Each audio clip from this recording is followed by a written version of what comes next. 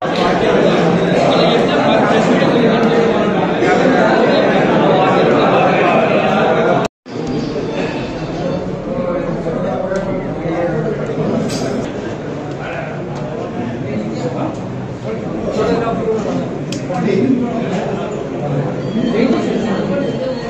is over.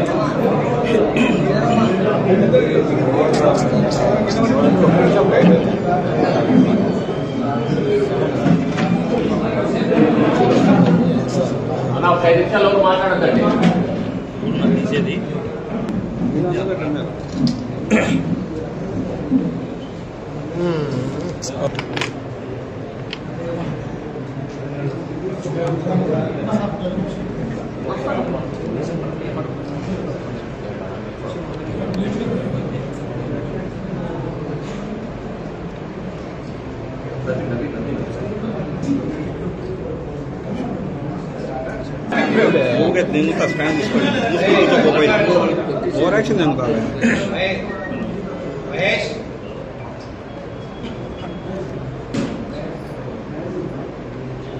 Center lo ini nggak?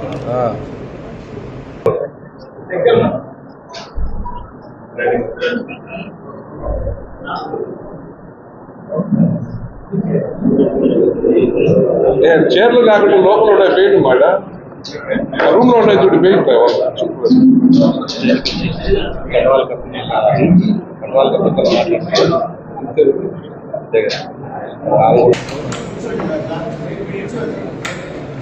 Press meet అయినాక పార్టీలో చేసి పెడతాం అయిపోయినా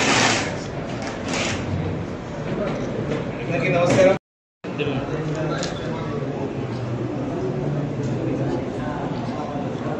ఓకేనా సార్?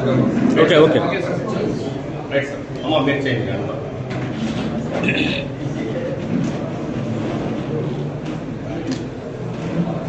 ఓకేనా సార్ అందరికీ? Right okay okay sir. Rupayapalli councillor 7వ కౌన్సిలర్ 7వ ward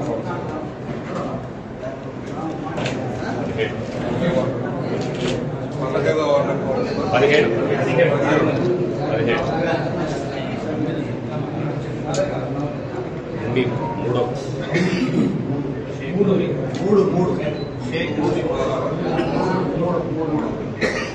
right sir.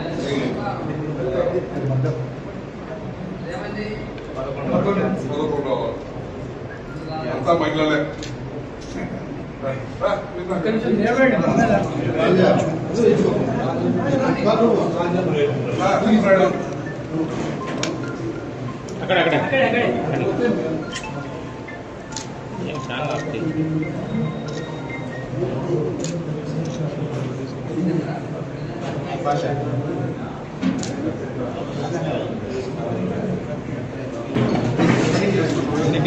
ini gerak.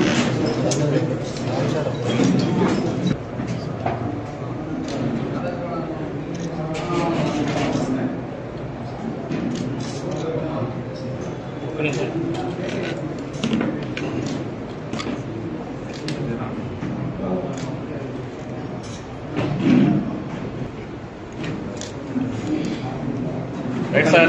1 Second sir. ఏనా ఓకేనా? ఒక్క నిమిషం.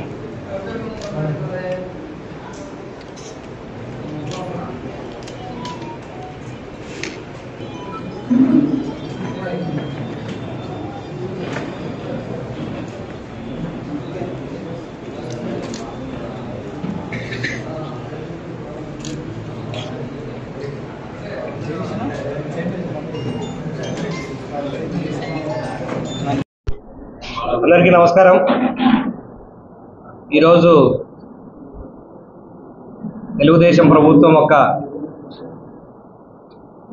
అభివృద్ధి పదం సంక్షేమం అన్ని చేస్తున్న కార్యక్రమాలు చూసి గౌరవ ముఖ్యమంత్రి గారు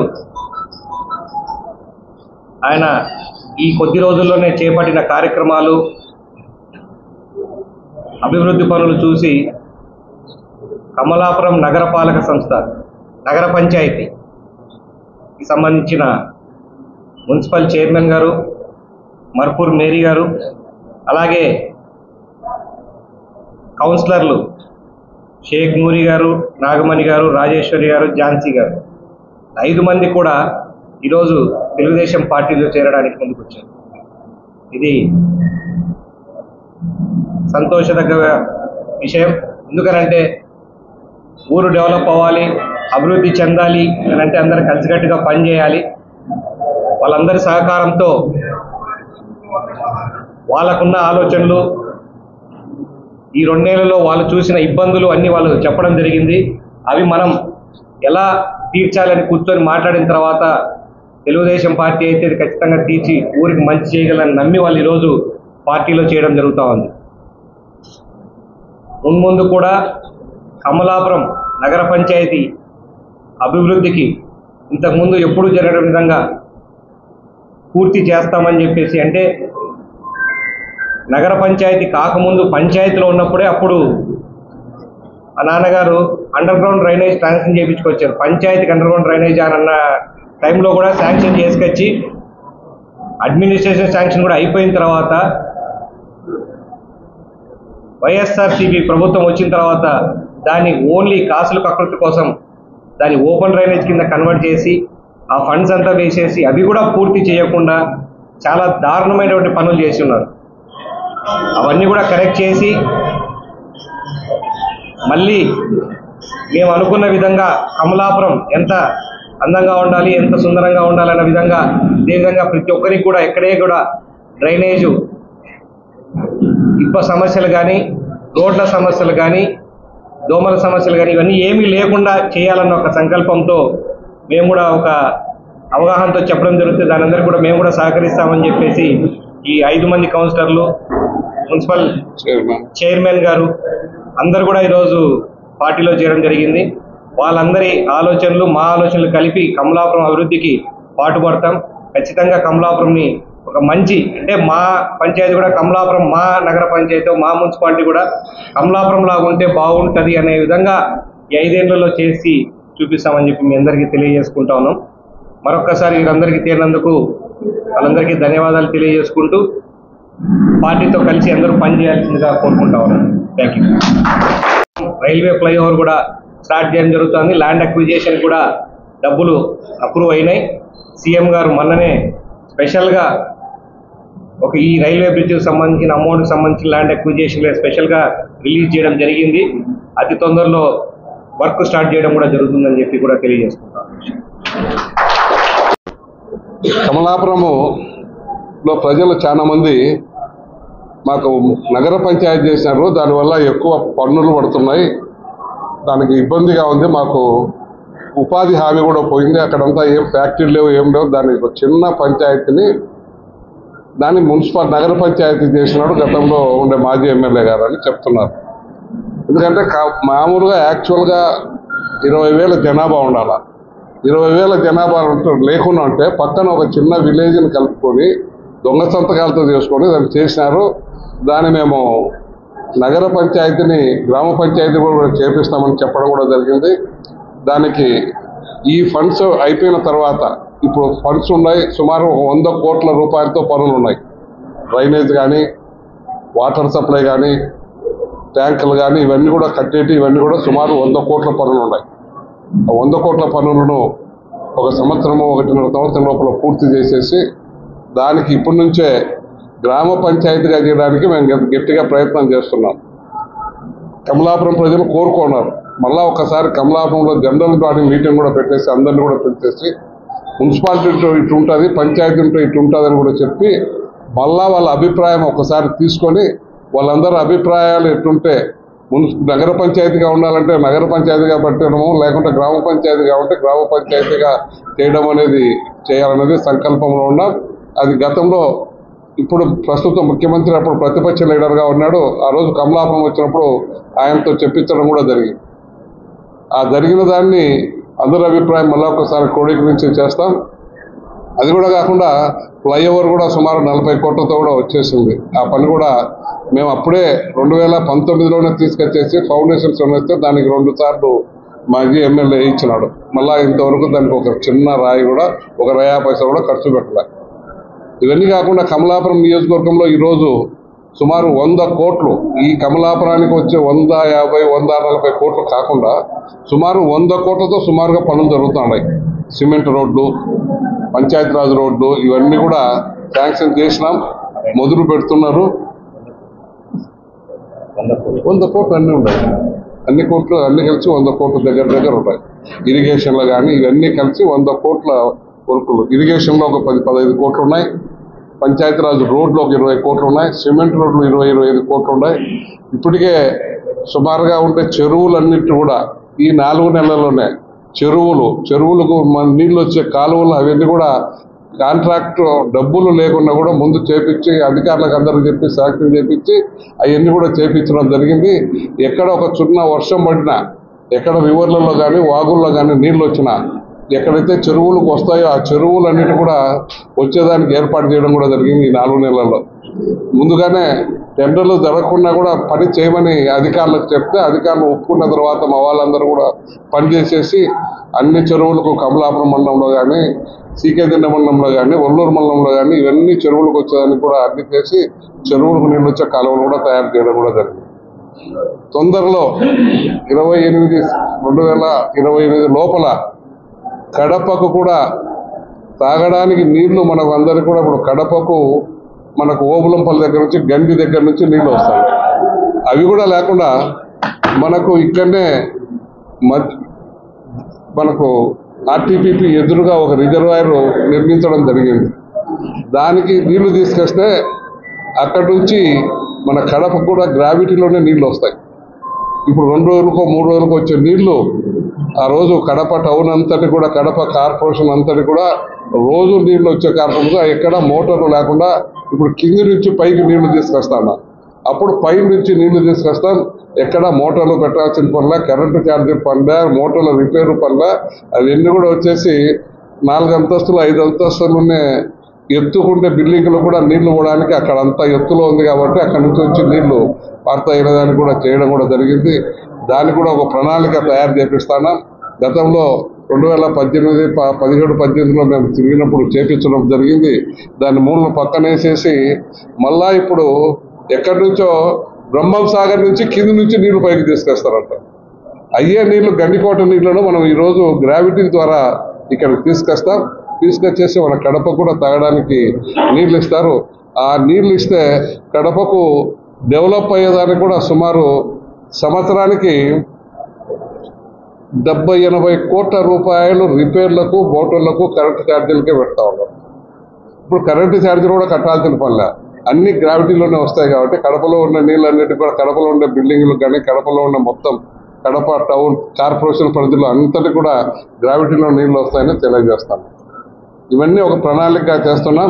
2028 మార్చి లోపల, 2020 డిసెంబర్ లోపల ఎలక్షన్లకు ముందు అయిపోచేయాలనేది ఒక సంకల్పం పెట్టుకున్నాం.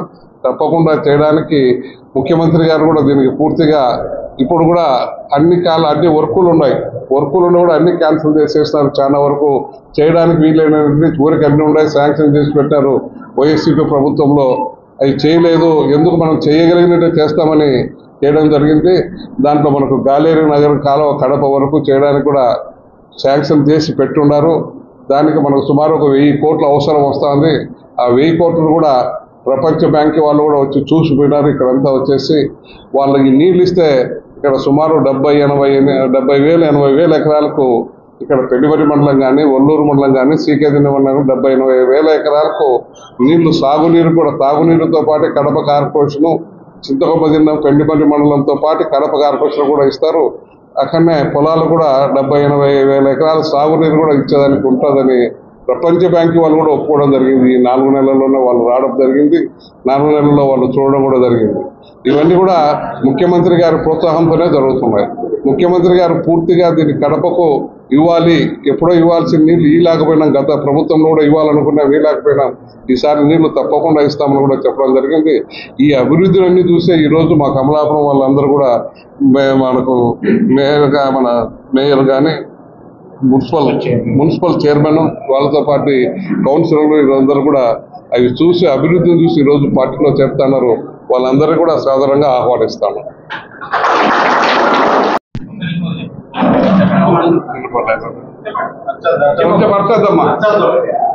అందరికీ నమస్కారం. ఈరోజు సాయంకాలం మన గౌరవనీయులైనటువంటి ఎమ్మెల్యే సార్ గారు కమలాపురం నగర పట్టణ ప్రజల క్షేమం కొరకు, వారి సంక్షేమం కొరకు ఆగిపోయిన ప్రతి పనిని చక్కగా జరిపించి సుందరమైన కమలాపురంగా చేయాలని ఆయన ఆలోచించారు. ఆయన ఆలోచనలో భాగంగా మేము కూడా ఆయనకు సహకరించి ఆయన వెంట ఉంటూ కమలాపురం ప్రజలకు కావలసినటువంటి ప్రతి వసతిని, ప్రతి పనిని జరిగించాలని, దానికి సహకారం మేము కూడా తనకు అందించి కమలా ప్రజల క్షేమం మేము చూడాలని ఈరోజు పార్టీలో చేరడం జరిగింది. ఆగిపోయిన ప్రతి పనిని, ఫ్లైఓవర్ అయితేనేమి, పైప్ లైన్స్ అయితేనేమి, రోడ్లు అయితేనేమి, ప్రతి ఒక్కటి ఆ వచ్చిన ఫండ్స్లో ప్రజలందరికీ క్షేమంగా పని చేసి సహకరించి సుందరమైన కమలాపురంగా చేయాలని ఈరోజు మేము ఇక్కడ చేరినాము. సభాముఖంగా నేను ఆ విధంగా తెలియజేసుకుంటున్నాను. కమలాపురం అభివృద్ధి కావాలని మేము 7వ వార్డు కౌన్సిలర్ని, మాకు చాలా ఇబ్బందులు ఉన్నాయి 7వ వార్డులో కూడా. అవన్నీ అభివృద్ధి కావాలని మేము చేరడం అయింది తెలుగుదేశం పార్టీలోకి. ఈరోజు దినమున మా కమలాపురం ఎమ్మెల్యే సార్ చైతన్య గారి సమక్షంలో తెలుగుదేశం పార్టీలో జాయిన్ కావడం జరిగింది. ఎందు నిమిత్తం అంటే ప్రజలు కమలాపురం నగర పంచాయతీలో ఎన్నో సమస్యలు ఎదుర్కొంటున్నారు. మంచినీటి సమస్యను, డ్రైనేజ్ యొక్క ప్రాబ్లాన్ని, మరి యొక్క ఉపాధి హామీని, ఆయన్నిటి గురించి మేము ఎమ్మెల్యే సార్ గారికి తోడుగా ఉండి ఆయన యొక్క అభివృద్ధిలో మేము కూడా పాలిభాగస్తులు కావాలని, ఆయన యొక్క వెంట నడవడానికి మేము ఆయన సమక్షంలో పెద్ద ఆయన లక్ష్మీనారాయణ సార్ గారి సమక్షంలో తెలుగుదేశం పార్టీలో జాయిన్ కావడం జరిగినది. కాబట్టి ప్రతి ఒక్కరూ మమ్మల్ని అన్యతాభావంగా భావించుకోకుండా ప్రజల క్షేమమే, ప్రజల అభివృద్ధి ముఖ్య ఉద్దేశంతో మేము జాయిన్ కావడం జరిగింది. ఎందుకంటే ఆయన చిన్న వయసులో చాలా శ్రమించుతున్నాడు, కష్టపడుతున్నాడు నగర పంచాయతీని అభివృద్ధి చేయాలని. కాబట్టి మా యొక్క తోడ్పాటును అందించడానికి ఈనాటి దినంలో మేము తెలుగుదేశం పార్టీలో జాయిన్ కావడం జరిగినది.